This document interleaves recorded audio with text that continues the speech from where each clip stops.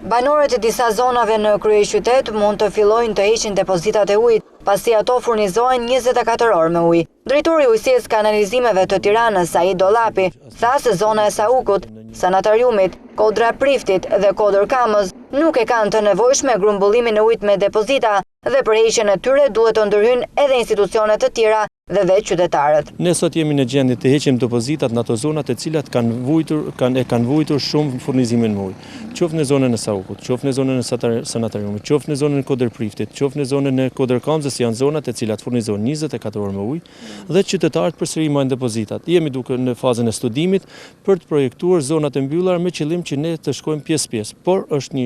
një punë e madhe e cila përveç përkushtimit dhe punës së ujësjellësit, punës teknike, punës në terren, punës me konsumatorët, duhet edhe institucionet e tjera dhe aktorët e tjerë që janë, edhe vetë qytetarë që janë, edhe